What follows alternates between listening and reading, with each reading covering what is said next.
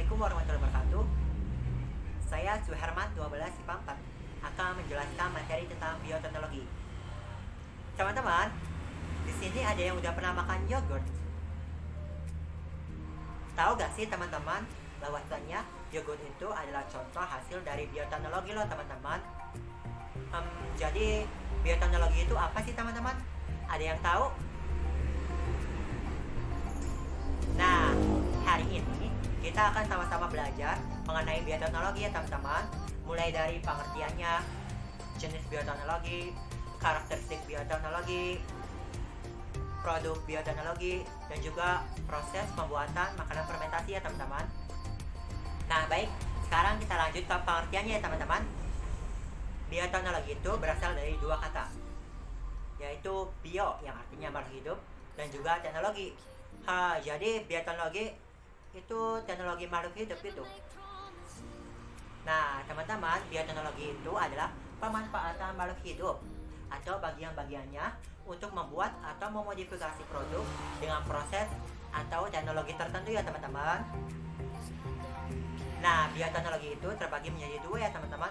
Yang pertama ada bioteknologi konvensional atau yang biasa kita sebut bioteknologi tradisional ya teman-teman. Dan juga yang kedua ada bioteknologi modern. Nah, sekarang kita lanjut ke karakteristik bioteknologi konvensional ya teman-teman. Pertama, memanfaatkan makhluk hidup secara utuh dan langsung. Yang kedua, proses atau prinsip yang terjadi itu alami.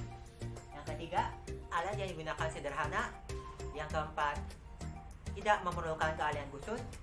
Yang kelima, skala produksi umumnya kecil.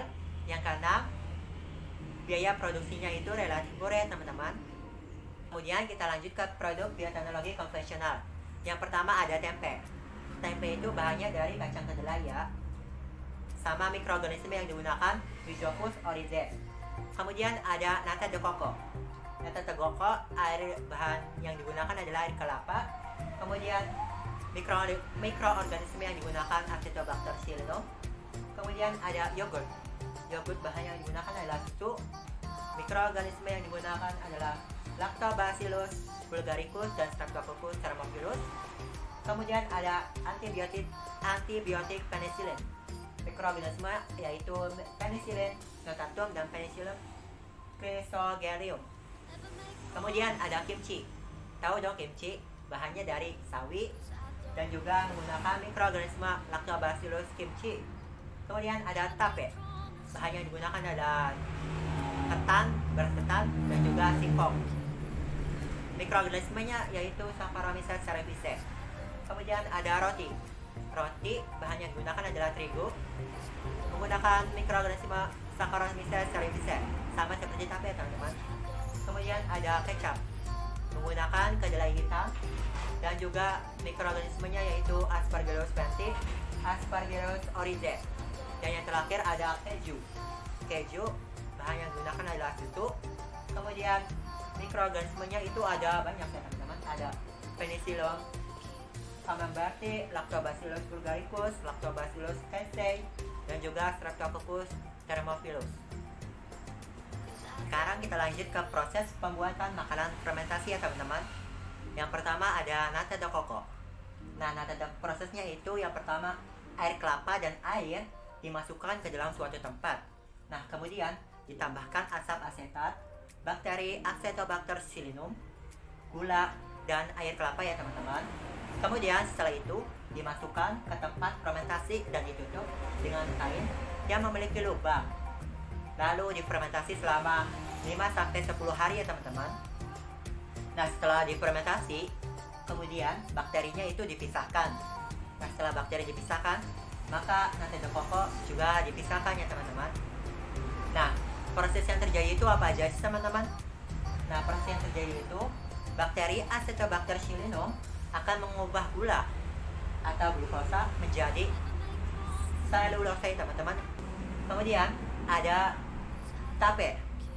Prosesnya itu singkong dikupas lalu dicuci bersih. Kemudian singkongnya itu dikukus selama 30 menit. Setelah matang lalu ditiriskan ya teman-teman. Lalu ditambahkan campuran mikroorganisme kayak Amylomyces sp, Saccharomyces cerevisiae, dan juga Pediococcus sp. Nah, kemudian setelah ditambahkan mikroorganisme, difermentasi 48 jam hingga membentuk tape ya teman-teman. Nah, proses yang terjadi selama pembuatan tape antara lain 1. Amylomyces sp akan memecah zat-fatty singkong menjadi gula-gula sederhana atau glukosa ya teman-teman. Kemudian Saccharomyces cerevisiae mengubah glukosa menjadi alkohol.